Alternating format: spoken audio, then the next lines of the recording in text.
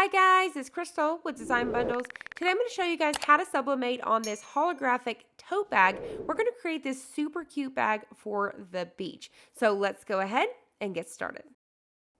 Let's go over the supplies you're going to need. So I've got my holographic tote bag. I've got this super cute design. I printed this out on 11 by 17 sheet of paper. I'll have this design linked below. So this holographic tote bag, I get a lot of these things sent to me, to test out and things like that. But you can simply type in holographic tote bag and find, as long as it's made out of polyester, you can sublimate on it. I'm using the Dye Trans Pro Spray from Condi. And then I'm going to be using a pressing pillow. So I'm going to go ahead and add a pressing pillow inside here. This is going to avoid those seams on the side. Now this bag in particular has a double lining. So it has a lining on the inside that I'm having to be very mindful to make sure that it's not scrunching up on the inside. So I really had to play around with it to make sure that they were staying all the way over in the corners. And that's what I'm doing now, is just trying to straighten out my bag, because you definitely don't want to leave those wrinkles, because it definitely could ruin your press. You could get a wrinkle right in your press. All right, so what I'm going to go ahead and do is just smooth this out. And the next thing that I want to do is figure out where this is going to go, make sure everything's going to fit, and then I want to spray it with this Pro Spray. I'm acting like I'm doing it here just to show you, but I actually do that outside. Highly recommend you take it outside. And then I'm just going to go ahead and lay it down. A little bit goes a long ways. Very light spray of this stuff, and then you're just going to go ahead and lay it down. You could definitely use your heat tape if you would like. All right, so I'm going to go ahead and rub that down. So let's go ahead and head on over to the heat press. So I've got my heat press set at 385 for 40 seconds.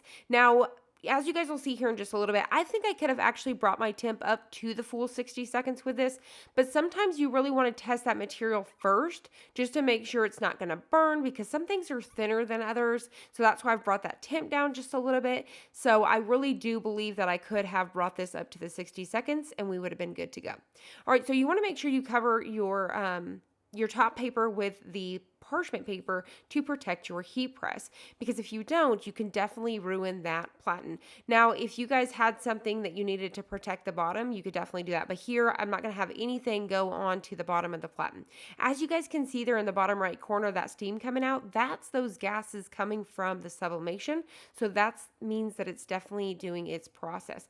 So I'm going to go ahead and speed this up. Once again, I just did 40 seconds. All right, so now we're good to go. We're going to go ahead and pop this open, slide it over, and then I'm going to remove my parchment paper. Now, if any ink gets on your parchment papers, make sure you guys are definitely throwing those away, because you can't reuse them. And then we're going to go ahead and take this over to the craft table. I definitely could peel it there. I always like to take it to the craft table just to show you guys over there. So we're just going to go ahead at this point and quickly peel it off. And look at how cool this looks. So it looks a little muted down. And for one, there's still some ink left on my paper. Like I said, I could have brought it up to 60 seconds. But, so I'm showing you guys that here. You can see some of that ink. When you guys see this, that means I could have went a little bit longer. So as you guys can see, it looks a little muted, but it's holographic. So it's really, really cool. It's got such a really cool effect to it. This would be cool on a pillow as well. I really love this design.